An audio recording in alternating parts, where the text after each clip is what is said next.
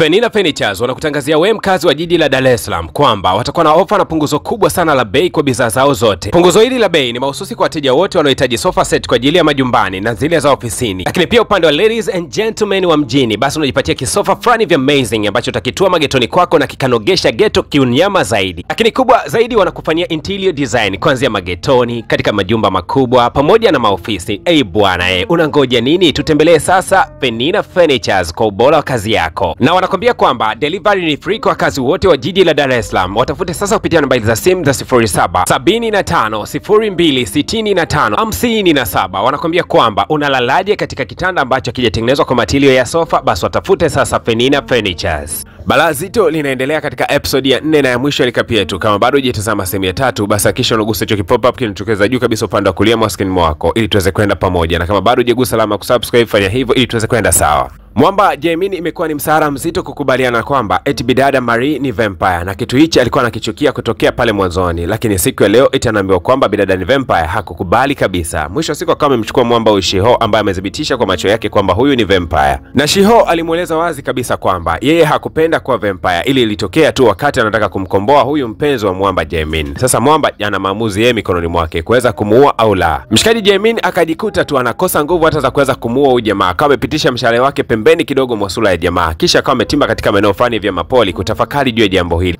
Baada ya kukaa kwa muda mrefu hapa, akaanza kuunganisha matukio na kukumbuka ni kwa nini bidada wakati mwingi sana alikuwa akitaka kuongea mambo fulani vile kwa kimkatisha. Kumbe bidada alikuwa anataka kumfungukia ukweli. Dakika hizo bidada akawa ametimba katika maeneo haya mapoli na kusema kwamba nakutakia maisha mema kwa sababu nimegundua kuwa huwezi kuishi na vampire. Swali la kwanza tu ambalo Mwamba Jemini aliweza kumuuliza bidada, alimuuliza kwamba je, wewe uliweza kumbadilisha Mwamba Shiho kuwa vampire? Lakini bidada hakuweza kujibu. Akamwambia kwamba kama ungekuwa umefanya maamuzi sahihi, basi ni bora tu ungemwacha Mwamba afe kuliko kubadilika kuwa vampire. Bidada Marie maneno yale yalikuwa yamepenya ndani ya mtima wake moja kwa moja mpaka katika vilindi vya moyo wake. Akamweleza Jemini kwamba ni kwa nini unatufanyia vitu kama hivi? Kwa mara ya kwanza katika dunia nilikuwa nikifurahia kuweza kutembea katika mwanga wa jua kwa amani kabisa, lakini furaha yangu ya pili ilikuwa ni kukutana na wewe, ila mbaya zaidi ni kwamba nilikuwa najilaumu kila siku kuweza kukutana na wewe, kwa sababu nilikuja kugundua kwamba unawachukia sana vampire, alafu kwa bahati mbaya mimi nilikuwa ni vampire. Basi bidada akawa ameondoka, lakini wakati huo anaondoka akiwa njiani, ghafla tuliweza kushuhudia kwamba yule mchumba wa Mwamba Jemini alikuwa amekamatwa na anateswa na mavampire. Basi moja kwa moja ikabidi kuingilia ugomvi ule, na hapa wakaanza ugomvi. Bidada alijikongoja sana na kufanikiwa kumsaidia kweli huyu mchumba wa Mwamba Jemini, lakini kwa bahati mbaya yeye ndio alikuwa amekamatwa na kuweza kupelekwa katika ngome ya mavampire. Jemini alipopata taarifa kwamba bidada ameweza kukamatwa, moja kwa moja akatimba katika maeneo yale na lengo ni kuweza kutoa msaada, lakini kwa bahati iliyo nzuri ni kwamba Mwamba Shiho naye alikuwa ametimba katika maeneo hayo. Wakafanya haraka kuwasaidia baadhi ya watu hapa nje kidogo kwa kuwasambaratisha kidogo walinzi, lakini kuingia ndani ilikuwa ni kipengele kizito kwa sababu Mwamba Jemini akajikuta kuwa hawezi kabisa kupenya kuingia ndani kwa sababu kulikuwa kuna ngome ya kichawi. Wazazi wake na bidada Marie kwa kutumia uwezo wao ule wa kivampire wakaweza kusaidia kuweza kubomoa hii ngome, lakini huku bidada naye akitoa msaada wake kwa ndani. Mwisho wa siku akafanikiwa kuondoa ule mlango. Mwamba Jemini alipofanikiwa kuingia ndani ya hii ngome, moja kwa moja alianza na kichapo kwa kila aliyekuwa anajitokeza mbele yake, na bahati iliyo njema ni kweli bidada alikuwa yuko hai kabisa. Mwisho wa siku bana akafanikiwa kweli kumwangamiza huyu mkuu wa washirikina, lakini kwa bahati mbaya alikuwa ameng'atwa katika eneo lake la shingo. Hasa kipengele kikubwa ilikuwa ni kumsaidia Mwamba Jemini. Kumbuka kwamba jamaa anawachukia sana mavampire. Sasa tiba yake ni lazima anyoshe damu ya mavampire ili aweze kupona kwa sababu alikuwa ameng'atwa na vampire. Ila sasa shida inakuja kuwa kwamba jamaa kwa sababu anawachukia mavampire, vampire atakayesubutu kumsaidia kumpa damu yake, basi moja kwa moja huyo vampire atakwenda kufa. Dada Marie kwa sababu anampenda sana jamaa, hakuna namna yoyote zaidi ya kwenda kumsaidia. Akawa amejikata kidogo katika eneo lake la mkono, kisha damu yake akammiminia jamaa. Jamaa alipoweza kuamka tu, bidada Marie ndio alikuwa anaiaga dunia. Bidada wakati anakufa alimwambia Mwamba Jemini kwamba nakufa nikiwa ni vampire, lakini nitakuja kuzaliwa siku moja nikiwa ni binadamu, na ndashukuru sana pindi ambapo nitakuja kukutana na wewe katika maisha ya baadaye. Mwamba alilia kwa uchungu sana kwa sababu bidada Marie ndio msichana alikuwa akimpenda sana, lakini kwa bahati mbaya eti ameweza kutangulia mbele za haki, ikabidi kwenda kumzika katika eneo fulani hivi la mti. Miaka imepita mingi, katika eneo lile ndipo mahali ambapo chuo cha Mwamba kinapatikanika, na siku ya leo alikuwa akiutazama mti mmoja ambao ulikuwa umekatwagwa zamani sana. Kisiki chake kilikuwa kimebakia katika maeneo haya. Hizi kumbukumbu Mwamba amezipata mara baada tu ya kuweza kuzama katika maji, na anakuja kugundua kwamba yeye na bidada Marie waliwahi kuishi kabla na walikuwa wakipendana sana, lakini kwa bahati iliyo mbaya ni kwamba bidada Marie ameweza kuzaliwa upya akiwa tena ni vampire vile vile. Hasa bana, baada ya bidada Marie kuweza kugundua kwamba jamaa amepoteza kumbukumbu zake, basi akawa amerejea shuleni na kuendelea na maisha yake kama kawaida, kwa sababu sasa hivi anajua kwamba hatakuwa akisumbuliwa kabisa na Mwamba. Lakini kila wanafunzi wote ambao walikuwa kimtazama bidada na mnafanya walikuwa kimtazama vibaya, kwa sababu aliweza kudhibitisha kwamba bidada ni vampire. Kumbuka kwamba yule rafiki yake aliweza kujua ukweli siku za hivi karibuni, aliamua kwenda kuwasambazia marafiki zake wote. Kwa hiyo chuo kizima wanajua kwamba bidada ni vampire. Lakini siku ya leo bidada alipoweza kukutana tu na huyu Mwamba, akamwambia ukweli kwamba bana, mimi naitwa Marie, ni vampire. Bidada anaamini kwamba kama jamaa atampenda katika hali yake hiyo ya vampire, basi itakuwa ni vyema kabisa. Lakini pia akaenda mbele kabisa ya chuo na kusema kwamba mimi ni vampire, lakini sina madhara kwa binadamu yeyote. Walipoingia darasani, kila mwanafunzi alikuwa akimtenga bidada kwa sababu anamhofia, kwa sababu yeye ni vampire. Lakini kwa bahati mbaya ni kwamba Marie hakuwa anamhofia kabisa, na bidada hajui kabisa kwamba Marie sasa hivi ana kumbukumbu zote zinazoonyesha maisha yao ya zamani. Lakini licha ya Mwamba kuwa na kumbukumbu hizo zote, bado aliendelea kuwachukia vampire. Licha ya kwamba aliweza kujua kwamba bidada amekufa kwa ajili yake, bado aliendelea kuwachukia vampire vile vile. Lakini pia huku shuleni majanga ni kama kawaida. Wanafunzi wanataka bidada aweze kuhamishwa hii shule, lakini bado bidada akajifanya kuwa haoni kitu chochote kinachoendelea. Sometimes wanachukua tomato sauce wanamwagia katika dawati lake, wakimaanisha kwamba bidada ni mnywa damu. Wakati mwingine bidada anafika darasani na kwenda kufuta tu hayo maeneo, kisha anaketi katika siti yake. Yaani alikuwa hajali kitu chochote kile, aliamua tu kuyakubali maisha yake na kuamua kuweka ukweli wake wazi. Bidada Marie kama vampire kila wakati anapaswa kunywa damu, lakini hii damu anayotumia ni damu ya wanyama. Siku ya leo bana, akiwa ameketi bafuni, akajifikiria tu kwamba anatakiwa kwenda maeneo tofauti kidogo kuweza kujipatia damu yake. Lakini kwa bahati iliyo mbaya ni kwamba wanafunzi walikuwa kimtazama katika madirisha na wakakusanyika kwa wingi sana wakitaka kumpiga picha. Ni kweli kabisa Gemini anawachukia vampire, lakini katika hili hakutaka kabisa kuvumilia kuona kwamba eti bidada Marie anazalilika kwa sababu yeye ni vampire. Basi moja kwa moja akamuita katika chumba cha music, kisha akampatia begi na kumwambia kwamba hii ni begi mpya utakayokuwa ukitumia hapa shuleni. Usikubali kabisa kuacha shule kwa sababu ya masiara yanayofanywa na wanafunzi. Lakini bidada Marie akasema kwamba kama nitaacha shule basi si kwa sababu ya wanafunzi, bali ni kwa sababu ya Mwamba Gemini.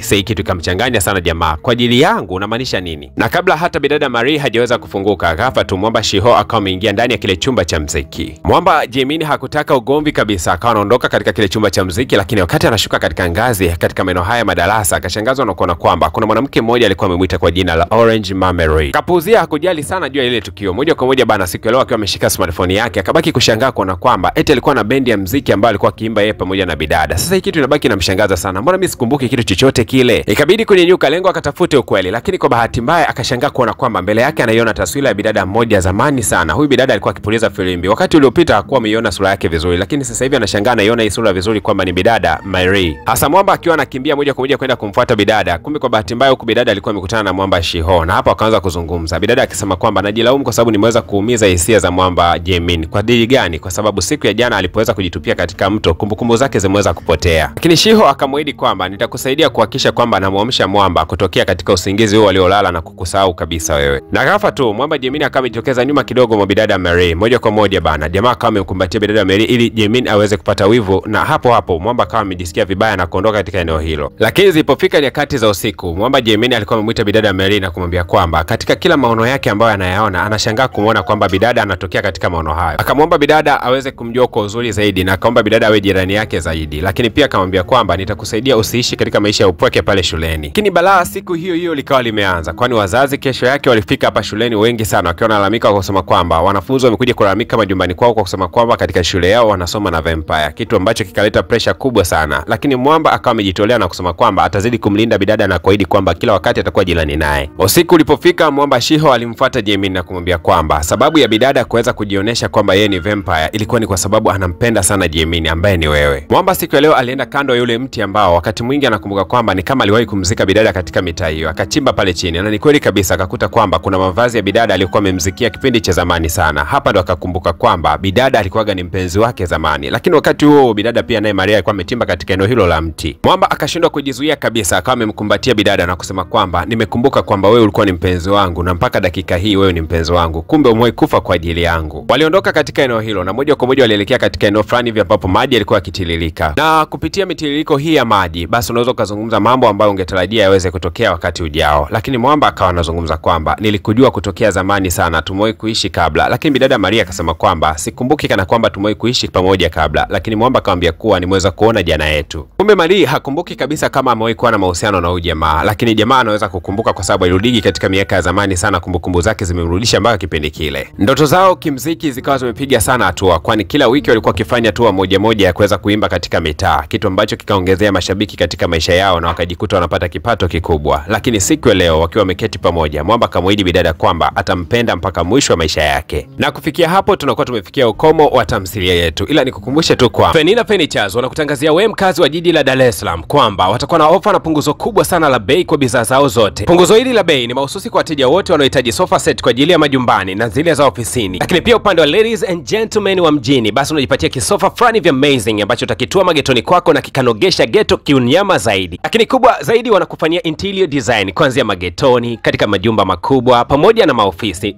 Bwana unangoja nini? Tutembelee sasa Penina Furnitures kwa ubora wa kazi yako. Na wanakwambia kwamba delivery ni free kwa wakazi wote wa jiji la Dar es Salaam. Watafute sasa kupitia nambari za simu za 0775026557. Wanakwambia kwamba unalalaje katika kitanda ambacho kijatengenezwa kwa matilio ya sofa, basi watafute sasa